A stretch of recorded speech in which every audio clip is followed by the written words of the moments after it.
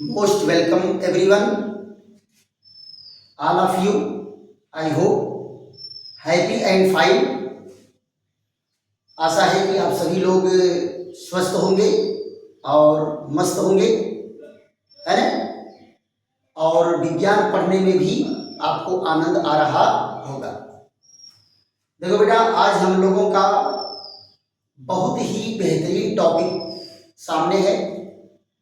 आपको दिख रहा होगा व्हाइट बोर्ड पर परिवहन तंत्र, सर्कुलेटरी सिस्टम, परिवहन तंत्र के प्रकार, परिवहन तंत्र के प्रकार। देखो बेटा, हम लोगों को पढ़ना तो है हम अपना blood circulatory system and blood circulation, लेकिन उसके पहले हम लोग जान ले कि परिवहन तंत्र कितने प्रकार का होता है और परिवहन तंत्र का कार्य क्या होता है। परिवहन तंत्र के कार्य क्या होते हैं? पोषक पदार्थों को शरीर के विभिन्न भागों में पहुंचाना और शरीर में बने अपशिष्ट हानिकारक पदार्थों को उत्सर्जी अंगों तक ले जाना परिवहन कहलाता है। परिवहन क्या है, पहले इसको देखो। परिवहन में 2 पॉइंट कहा जाता है। पोषक पदार्थों का, पोषक पदार्थों का कोशिका तक, कोशिका तक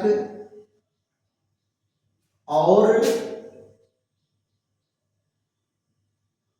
उत्सर्जी पदार्थों का, उत्सर्जी पदार्थों का, उत्सर्जी पदार्थों का उत्सर्जी अंगों, उत्सर्जी अंगों तक ले जाना, तक ले जाना, यह संवहन है।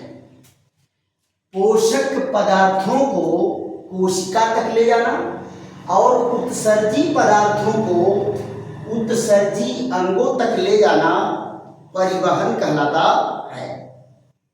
यानी सब मिला करके ये ढोने का काम करता है।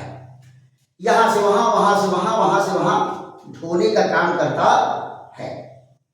आप जरा देखो, सभी जीवों को पोषक पदार्थों की जरूरत है और वो भी पोषक पदार्थ कहाँ? कोशिका में चाहिए। कहाँ चाहिए? कोशिका में चाहिए। और उत्सर्जी पदार्थ भी कहाँ बनते हैं? कोशिका में बनते हैं। तो पोषक पदार्थों को कोशिकाओं में पहुंचाना और जो कोशिकाओं में उत्सर्जी पदार्थ बना है उसको उत्सर्जी अंगों तक ले जाना कि वहां से वो बाहर निकाल दिया जाए, ये कहलाता है परिवहन। क्या कहलाता है? परिवहन।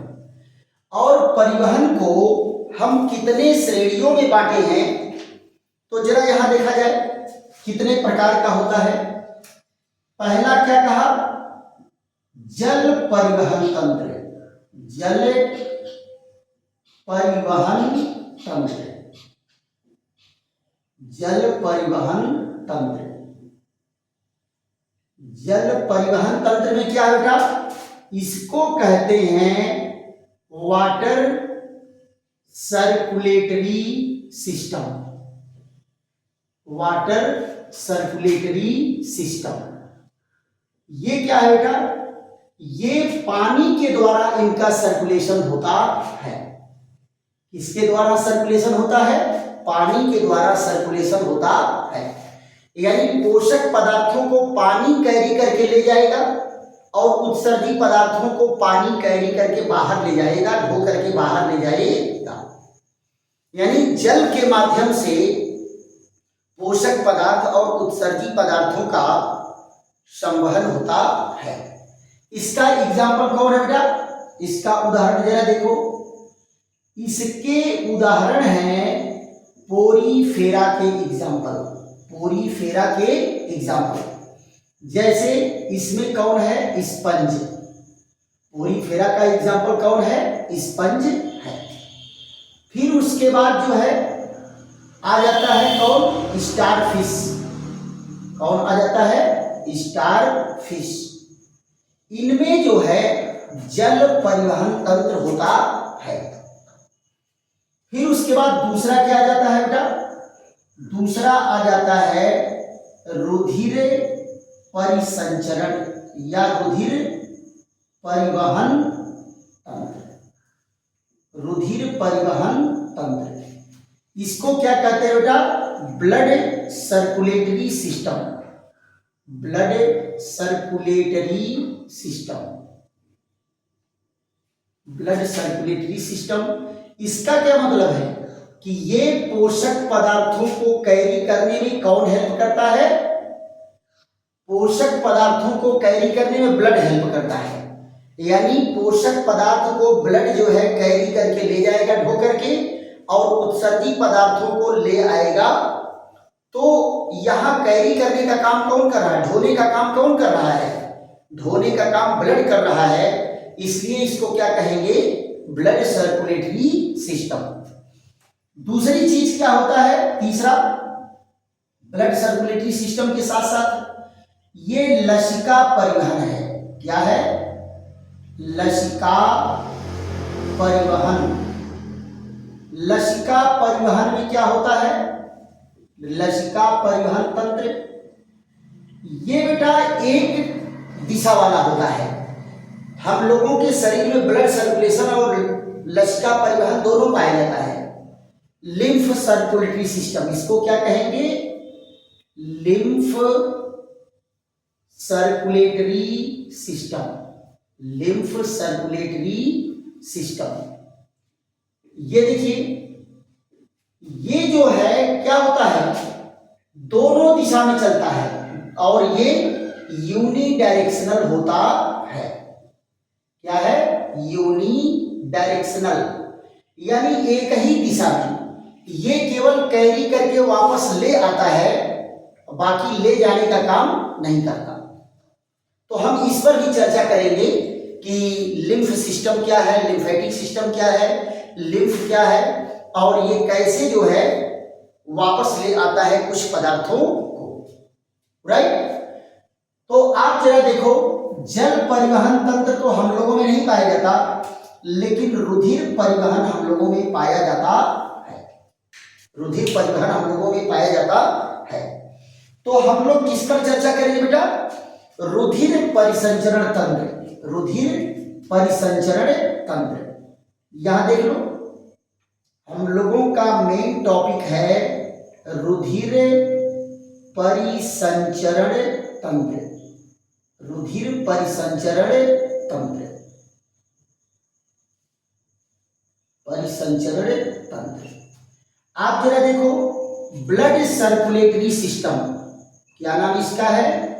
Blood circulatory system. Blood circulatory system. Blood circulatory system. देखो बेटा, ब्लड सर्कुलेटरी सिस्टम की बात अगर हम लोग करेंगे तो ब्लड सर्कुलेटरी सिस्टम कितने प्रकार का होता है इसको हम लोग पहले जान लें। सर्कुलेटरी सिस्टम बेटा दो प्रकार के होते हैं। एक तो बंद प्रकार का होता है और दूसरा खुले प्रकार का होता है ना? तो यहां देखिए, ब्लड सर्कुलेटरी सिस्टम के प्रकार है ना। यहां बात किया जाएगी रुधिर परिसंचरण तंत्र के प्रकार। रुधिर परिसंचरण तंत्र के प्रकार। रुधिर परिसंचरण तंत्र के प्रकार। तंत्र के प्रकार। पहला क्या होगा? टाइप्स ऑफ या काइंड्स ऑफ ब्लड सर्कुलेटर है ना। Kinds of blood circulation. Blood circulation. Blood circulation. तो ये प्रकार कैसे हो गया बेटा? पहला देखो खुला प्रकार, खुला प्रकार, और दूसरा कौन है? बंद प्रकार, बंद प्रकार,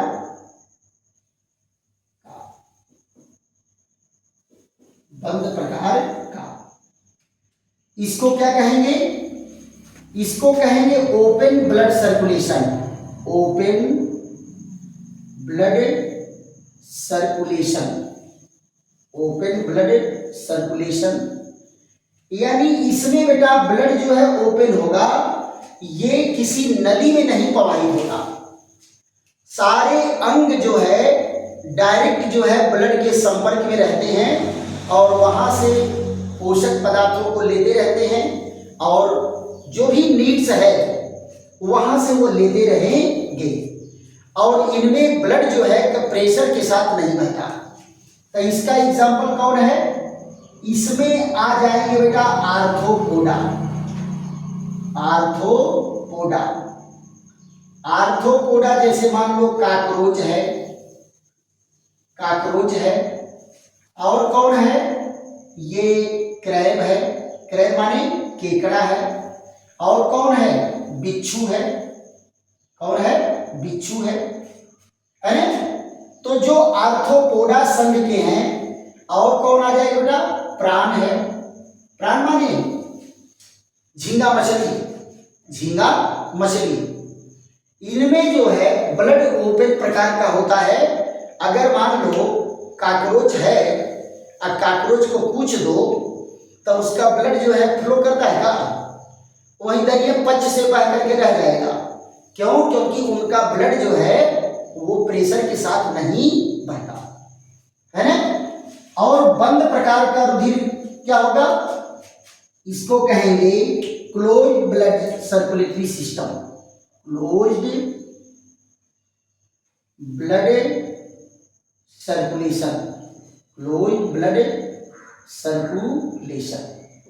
यहां देखो ये बंद प्रकार का है, तो बंद प्रकार का क्या होगा? ये मनुष्य में भी पाया जाएगा। और किसमें पाया जाएगा? यहां मनुष्य न करके बल्कि आप स्तनधारी कहो, स्तनधारी है ना, स्तनधारी आ जाएंगे। स्तनधारी में सब आ गया बेटा, चूहा से लेकर के हाथी, घोड़ा, ऊंट सब आ जाएंगे। फिर उसके बाद कौन आ जाएगा? रेप्टाइल है, कौन आ गया? रेप्टाइल। फिर उसके बाद क्या आ जाएंगे? रेप्टाइल के बाद जो है बर्ड आ गए, बर्ड आ गए। फिर उसके बाद क्या आ गया? पीसेस आ गए, कौन आ गया? पीसेस। और इसमें बेटा जो है ओपन वाले में एक मोलस्का का उदाहरण है, एक मोलस्का का उदाहरण है, कौन? घोंघा। इसमें भी ओपन प्रकार का ब्लड सर्कुलेशन पाया जाता है। क्लियर? तो हम लोगों में किस प्रकार का ब्लड सर्कुलेशन पाया जाता है? आप जरा यहां देखो, पहले ये जान लेना जरूरी है कि हम लोगों में किस प्रकार का ब्लड सर्कुलेशन होगा। तो हम लोग भी तो स्तनधारी हैं, स्तनधारी हैं, तो हम लोगों में भी, मनुष्य में भी बंद प्रकार का रक्त परिसंचरण पाया जाएगा, है ना। एक आता है बेटा हम लोगों के शरीर में ब्लड सर्कुलेशन के दो विशेषताएं हैं। पहली विशेषता क्या है कि ब्लड सर्कुलेशन बंद प्रकार का होता है। दूसरा, ब्लड सर्कुलेशन क्या होता है? दोहरा होता है, डबल सर्कुलेटरी सिस्टम होता है। यानी हमारे शरीर में दो सिस्टम चलते हैं ब्लड सर्कुलेशन के। अब आप इसको यूं कहेंगे कि हमारे बॉडी में अगर एक आरबीसी को पूरा एक चक्कर लगाना है तो हृदय में वो 2 बार प्रवेश करता है। हार्ट में कितनी बार प्रवेश करेगा? 2 बार प्रवेश करता है। तो हम लोग अपने ब्लड सर्कुलेटरी सिस्टम पर आ जाते हैं। इसका आप लोग फट से स्क्रीनशॉट ले लीजिए या वीडियो रोक करके भी आप धीरे धीरे इसको नोट कर सकते हैं। तो हम लोग चर्चा करेंगे किसमें? मनुष्य में ब्लड सर्कुलेटरी सिस्टम या मानव का ब्लड सर्कुलेटरी सिस्टम।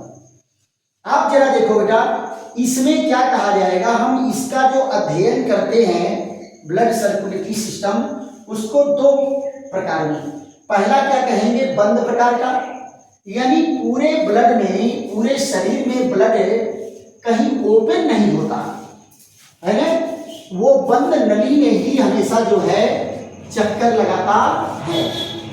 अब आप सुने होंगे पुराने जमाने में पहले कलकत्ता में ट्राम चलता था, तो लोग कहते ट्राम एक ही पटरी पर चलता था। मैं नहीं देखा हूं, मैं भी कलकत्ता गया था लेकिन देखा नहीं, अब हो सकता है बंद हो गई हो। पहले एक ही पटरी पर चलने वाली वो बस होती थी और मैं 2 तल्ला मकान में था, यानी डबल स्टोरी।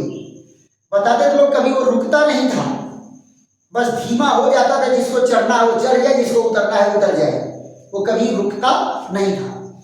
ऐसे ही हमारा ब्लड सर्कुलेशन है, वो कभी रुकता नहीं है और कभी अपने ब्लड सर्कुलेटरी सिस्टम की जो ट्यूब है, जो वेन्स है, जो आर्टरी है, उससे कभी बाहर नहीं निकलता है कि नहीं। अब जिनको 100 बार गरज हो वो ब्लड सर में पहुंच जाए और जिनको जरूरत से ब्लड में से बाहर आ जाए वो उनकी जिम्मेदारी है। क्लियर। तो मनुष्य में ब्लड सर्कुलेशन जरा देखो, मनुष्य में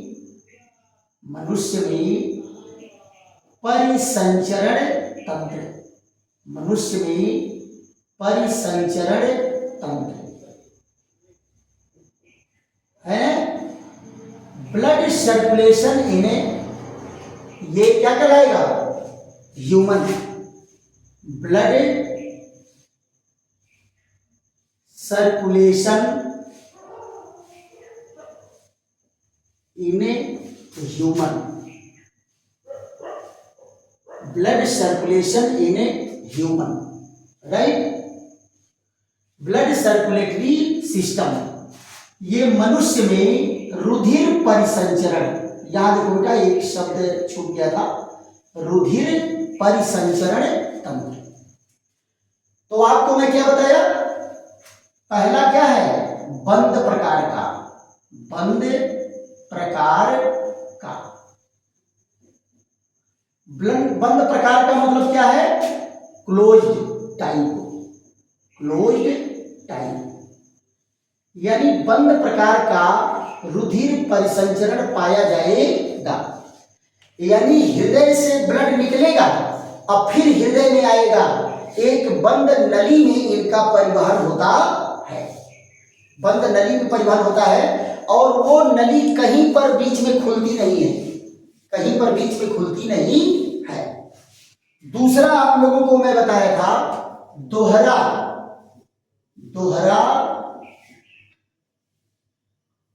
रुधिर परिवहन,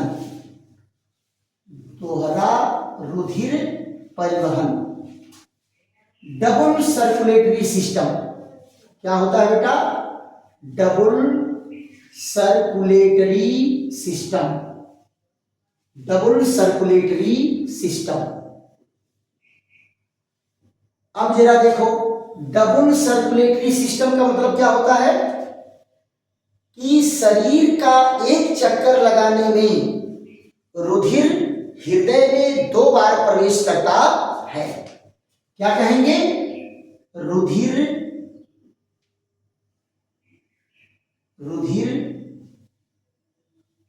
शरीर का एक चक्कर लगाने में हृदय में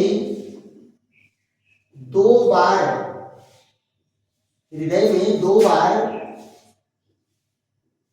प्रवेश करता है, हृदय में 2 बार प्रवेश करता है। रुधिर शरीर में एक चक्कर लगाने में हृदय में 2 बार प्रवेश करता है। राइट। अब आप जरा देखो 2 बार कैसे प्रवेश करेगा, इस पर हम लोग चर्चा कर लेते हैं। देखो बेटा, ये आपका बीच में हृदय है। क्या है? बीच में हृदय है ये। और यहां पर जरा देखो, ये 2 लंग्स हैं। कौन है? 2 लंग्स हैं, फेफड़ा। यहां पर ब्लड जाता है शुद्ध होने के लिए। ब्लड यहां क्या जाता है? शुद्ध होने के लिए। ये देखो, यहां से रुधिर निकलता है और शुद्ध होने के लिए जाता है कहां? फेफड़े में। शुद्ध होने के लिए कहां जाएगा? फेफड़े में। अब फिर फेफड़े से ब्लड प्योर होकर के कहां आता है? हृदय में। ये देखो, एक चक्र इसका हो गया, एक चक्र इसका हो गया ब्लड का। यहां एक चक्र ये लगाया, फेफड़े में गया, फेफड़े से फिर हृदय में आ गया। दूसरा इसका चक्र क्या होता है? यहां देखो, ये पूरी बॉडी है आपकी, पूरी बॉडी है, पूरी बॉडी है। एक चक्र क्या है? ब्लड निकल के आएगा यहां, है ना? ब्लड निकल करके कहां आया? शरीर में। अब फिर शरीर के विभिन्न अंगों से एकत्रित होकर के फिर जाएगा यहां। तो एक चक्र कौन हो गया? ये हो गया। यानी ये 2 राउंड लगा रहा है। एक राउंड कहां? फेफड़े में गया, और फिर फेफड़े से कहां आया? हृदय में आया। यहां जरा देखो, पहला चक्र क्या है? ये हृदय, हृदय है। हृदय से कहां गया? फेफड़ा में। कहां गया? फेफड़ा में। और फेफड़ा से फिर कहां आया? हृदय में, है ना? दूसरा चक्र कहां लगाया? ये गया कहां? शरीर में। अब फिर शरीर से कहां आया? हृदय में। अब बेटा 2 चक्र समझ में नहीं आ रहा है? यानी रुधिर क्या है? एक बार हृदय में प्रवेश किया शुद्ध रूप में, और दोबारा कहां प्रवेश किया? अशुद्ध रूप में। अब जरा देखो, हृदय से फेफड़े में कौन सा रुधिर जाएगा? अशुद्ध। कौन जाएगा? अशुद्ध। अशुद्ध मतलब क्या है बेटा? वो कचरा है यार। अशुद्ध का मतलब उसमें कार्बन डाइऑक्साइड ज्यादा मात्रा में है। और यहां से वापस कौन आएगा? शुद्ध। यहां से वापस कौन आएगा? शुद्ध रुधिर। अशुद्ध रुधिर का मतलब क्या हो गया? इसमें ऑक्सीजन ज्यादा मात्रा में रहेगा, इसमें ऑक्सीजन ज्यादा मात्रा में रहेगा। अब आप जरा देखो, हृदय से जो रुधिर शरीर में जाएगा वो कैसा जाएगा? वो जाएगा शुद्ध। कौन जाएगा? शुद्ध रुधिर। किसको लेके जाएगा? ऑक्सीजन को। यहां से जो शरीर से रुधिर जो हृदय में जा रहा है, ये कैसा जा रहा है? अशुद्ध। इसमें क्या कैरी करके ले आ रहा है? Carbon dioxide. अगर रुधिर में बेटा कार्बन डाइऑक्साइड मिली है तो उस रुधिर को हम अशुद्ध कहते हैं, और अगर ऑक्सीजन मिला है तो उसको क्या कहते हैं? शुद्ध कहते हैं। तो देखो बेटा, हृदय में रुधिर 2 बार प्रवेश किया कि नहीं प्रवेश किया? पहली बार कहां प्रवेश किया? ये। और दोबारा कहां प्रवेश किया? ये। तो शरीर का एक चक्कर लगाने में हृदय में रुधिर कितनी बार प्रवेश करता है? 2 बार प्रवेश करता है, और इसकी 2 साइकिल बनती है। इसी को क्या कहते हैं? दोहरा रक्त परिसंचरण। क्लियर? अब जरा देखो, हम लोग चर्चा करते हैं रुधिर के बारे में, है ना? कि रुधिर क्या है। जरा देखो तो, सबसे पहले चर्चा हम लोगों की किस पर चलेगी? रुधिर परिसंचरण पर, और रुधिर क्या है इस पर हमारी आपकी चर्चा चलेगी। अच्छा बताओ बेटा, कितने लोगों को मालूम है कि रुधिर परिसंचरण तंत्र की खोज कौन किया था? एनी स्टूडेंट, कोई बताएगा? चलो मैं बता दे रहा हूं। इसकी खोज किए थे कौन? विलियम हार्वे ने। कौन किया था? विलियम हार्वे ने। और कब किया था? 1628 ईस्वी में। कब किए थे?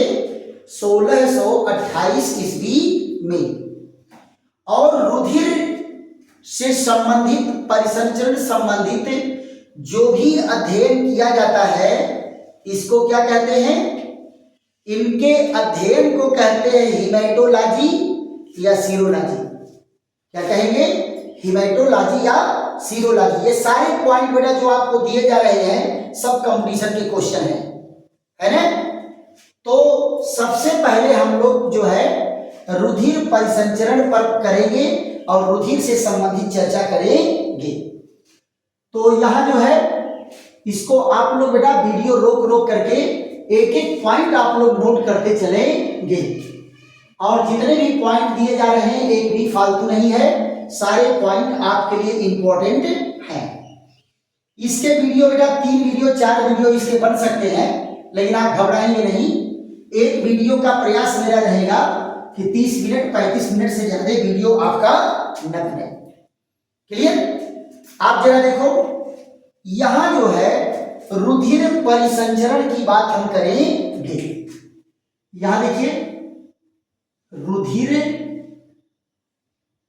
परिसंचरण, रुधिर परिसंचरण, रुधिर परिसंचरण और क्या कहलाएगा? Blood circulation. ब्लड सर्कुलेशन, रुधिर परिसंचरण, ब्लड सर्कुलेशन की बात हम लोग करेंगे। तो आप जरा बताओ, इसकी खोज कौन किया? अभी अभी मैं बताया हूं, इसकी खोज कौन किया? विलियम हार्वे ने। कौन खोज किया? William Harvey. विलियम हार्वे ने। और कब किया? 1628 ईस्वी में। 1628 ईस्वी में इसकी खोज हुई। राइट? अब जरा यहां ध्यान दो, अध्ययन इसका क्या कहलाता है? इसका अध्ययन क्या कहलाएगा? यहां देखो बेटा, इसको आप सीरोलॉजी कहो या दूसरा इसका क्या नाम है? हीमेटोलॉजी। हीमेटोलॉजी, ये अध्ययन इसका क्या कहलाता है? सीरोलॉजी या हीमेटोलॉजी कहलाता है। अब आप जरा देखो, रुधिर है क्या? रुधिर है क्या, इसके बारे में जान लेते हैं। ये देखो,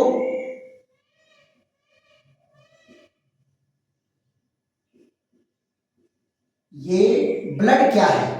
अगर कहा जाए कि ब्लड क्या है, तो ये क्या है? तरल संयोजी ऊतक। तरल संयोजी ऊतक। तरल संयोजी ऊतक। तरल संयोजी ऊतक क्या बेटा? इसकी अंग्रेजी क्या होती है? इसकी अंग्रेजी होती है fluid connective tissue. Fluid connective tissue. ये देखिए, फ्लूइड कनेक्टिव टिश्यू। देखो बेटा, कनेक्टिव टिश्यू का मतलब क्या होता है? जोड़ने वाला। कनेक्टिव टिश्यू मतलब क्या है? जोड़ने वाला। अब आप लोग, ब्लड जोड़ता है, किसको जोड़ता है? ब्लड बेटा पूरे शरीर में सभी अंगों में जाता है। ब्लड कहाँ जाता है? पूरे शरीर में सभी अंगों में सभी कोशिकाओं में जाता है। तो इसका मतलब क्या है कि ब्लड हमारे पूरे शरीर को एक दूसरे से जोड़े हुए है। ब्लड पूरे शरीर को, सभी अंगों को, सभी कोशिकाओं को एक दूसरे से जोड़े हुए है। क्लियर? दूसरी चीज क्या है? ब्लड कैसा होता है?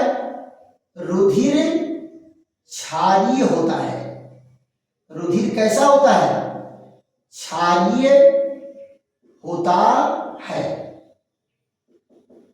क्षारीय होता है यानी इसका पीएच कितना होगा? 7.3 से 7.4 के बीच। अब बात आ गई कि पीएच का है, तो आपको पिछले वीडियो में मैं दिया हूं कि पीएच क्या होता है। पीएच एक मानक है बेटा, जिसकी सहायता से किसी विलयन की अम्लता और क्षारकता को मापते हैं। अगर पीएच बराबर कितना है? पीएच बराबर है 7, तो वो विलयन क्या होता है? उदासीन होता है। उदासीन मतलब न अम्लीय होगा न क्षारीय होगा। अगर पीएच का मान ज्यादा है, किससे? 7 से, तो वो क्या होगा? क्षारीय होता है। और अगर पीएच का मान कम है 7 से, तो वो क्या होता है? अम्लीय होता है। तो आप जरा बताओ बेटा 7.3 क्या है? 7.4 7 से ज्यादा ही तो है। इसका मतलब इसकी प्रकृति क्या होगी? कुछ क्षारीय होती है। राइट? अब आप जरा देखो ब्लड की मात्रा कितनी है, रुधिर की मात्रा। यहां देखो रुधिर की मात्रा। रुधिर की मात्रा क्या है? यहां देखिए शरीर भार का, शरीर भार का लगभग 7 से 8%। 7 से 8% जो है भार के बराबर होता है। अगर हम बात करेंगे मेल की, किसकी बात करेंगे? मेल की, यानी पुरुषों में। मेल मतलब क्या है? पुरुषों में। पुरुषों में ये मात्रा इसका जो है लगभग 5 से 6 लीटर होता है। 5 से 6 लीटर होता है। और फीमेल में क्या होगा? फीमेल में यानी मादा में या स्त्रियों में। इसमें स्त्रियों में, स्त्रियों में कितना होगा? थोड़ा सा कम होता है। ये लगभग मान चलो कि आपका ये 4.5 से और 5.5 लीटर के आसपास होता है। अब आप ये नहीं कहेंगे कि औरतों में ब्लड कम है तो औरतें बड़ी कमजोर होती हैं। अरे बेटा अगर ब्लड कम है तो आप जरा देखो बॉडी वेट भी तो कम है। मर्दाना लोगों का वजन कितना होता है? 70 किलो, 80 किलो, 90 किलो, और कुछ तो पहलवान 120 150 किलो तक हो जाते हैं। और औरतों का वजन कितना होता है? जो बहुत ज्यादा वजन होगी 70 से 80 किलो होगी, है ना। जो भयंकर औरतें दिखती हैं आपको कि थोड़ा मोटी तगड़ी हैं, है कि नहीं, उनको भी आप देखोगे तो उनका वजन 60 किलो, 65 किलो, 55 किलो यही वजन होता है। नॉर्मल औरतों का वजन कितना होगा? 45 से 60 किलो के बीच में होता है। तो आप जरा बताओ अगर उनका बॉडी वेट कम है, उनके ऑर्गन्स छोटे हैं, है कि नहीं, तो क्या ब्लड उनके शरीर में सब भरा रहेगा क्या? खाली ब्लड ही नहीं रहेगा।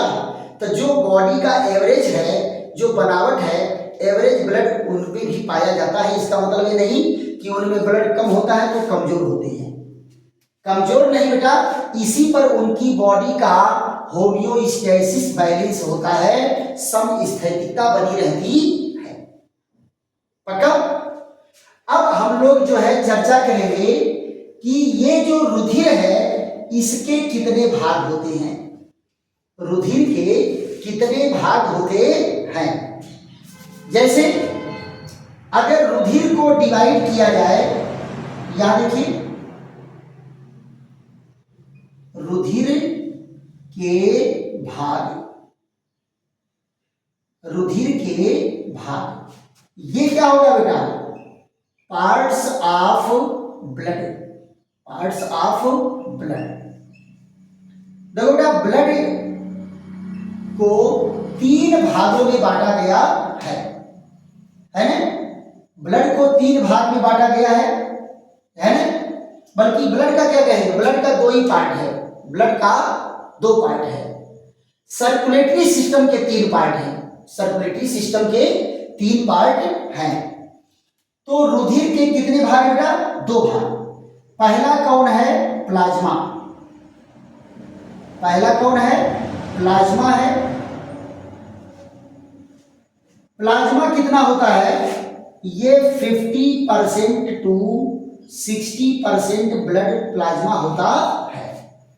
हमारा जो ब्लड फ्लो हो रहा है उस ब्लड में 55 से 60% क्या होता है, प्लाज्मा होता है।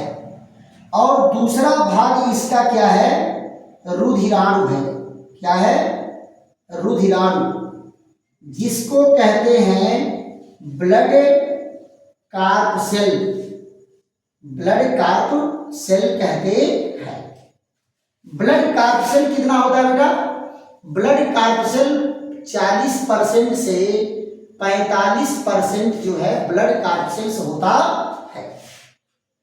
क्लियर। और परिसंचरण तंत्र के भाग क्या होंगे, परिसंचरण तंत्र के भाग, परिसंचरण तंत्र के भाग, इसको क्या कहेंगे, parts of blood circulation, blood circulatory system, blood circulatory system, blood circulatory system. इसके बेटा 3 भाग होते हैं। पहला भाग क्या होगा, पहला भाग तो रुधिर होता है, पहला भाग इसका क्या होगा, ब्लड। और दूसरा भाग क्या होगा इसका, हृदय। दूसरा भाग क्या है, हृदय है, हार्ट है। और इसका तीसरा भाग क्या है, रुधिर वाहिनियां, रुधिर वाहिनियां। इसको क्या कहते हैं बेटा, ब्लड वेसल, ब्लड वेसल। ये 3 पार्ट में होता है। पहला क्या है, रुधिर है जो सर्कुलेट होता है, ये सर्कुलेट होने वाला मटेरियल है, सर्कुलेटरी मटेरियल है। और ये हृदय क्या है, हृदय जो है पंप है ना, हृदय क्या है, पंप है। तो यहां जरा देखो, ये परिवहन होने वाले पदार्थ हैं, है ना, ये कौन है, परिवहन वाले पदार्थ, परिवहन वाले पदार्थ हैं, इन्हीं का संवहन होता है। और ये कौन है, ये है पंप, जो इसको पंप करने का काम करेगा। और ये क्या है, ये है नली, जिसमें ब्लड जो है पंप होता है। समझा क्या, संवहन होने वाले पदार्थ, परिवहन होने वाले पदार्थ कौन है, रुधिर है। रुधिर ही बेचारा दौड़ाया जाता है ना, फला जगह लेके जाओ, फला जगह लेके जाओ, फला जगह लेके जाओ, दौड़ाने का काम यही होता है। दौड़ाने वाला कौन है, हेड ऑफिस कौन है, ये पंप करने वाला कौन है, हृदय। हृदय ही ब्लड को पंप करके पूरी बॉडी में सर्कुलेट कराता है, दौड़ाता है। अब दूसरी चीज मैं आपको बताया कि हमारा ब्लड सर्कुलेशन कैसा है, क्लोज टाइप है, बंद प्रकार का है। तो किसमें ये दौड़ेगा, पतली पतली नसों में दौड़ेगा, नलिकाओं में दौड़ेगा। उन नलिकाओं को कहते हैं रुधिर वाहिनियां या ब्लड वेसल्स। पक्का? तो आशा है कि आप लोगों को रुधिर से संबंधित ये पॉइंट आपके समझ में आया होगा। और अगर समझ में आया है तो आप लोग बेटा खूब झूम के लाइक करो, शेयर करो, सब्सक्राइब करो। अगले वीडियो में हम लोग फिर और ही बेहतरीन टॉपिक के साथ मिलेंगे। और सब्सक्राइब करने का मैं आपको बताया था कि अपना फायदा है कि जैसे ही वीडियो मैं अपलोड करूंगा सबसे पहले वो आपके पास पहुंचेगा, राइट। और दोस्तों मित्रों से भी बताइए। और फिर मैं वही एडवाइस दे रहा हूं कि जब भी बेटा पढ़ने बैठो तो आप अपनी डायरी कॉपी ले करके बैठो और एक बार दो बार देखने के बाद उसके बाद जब देखिए तो एक एक पॉइंट नोट करते चलिए।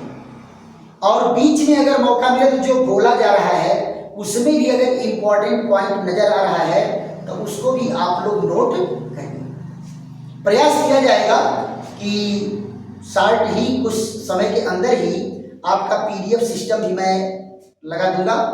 और जो चीजें आप यहां से नहीं नोट कर पाएंगे आप पीडीएफ से उसको नोट करिएगा। चलिए तब तक के लिए विश्राम। थैंक यू, धन्यवाद।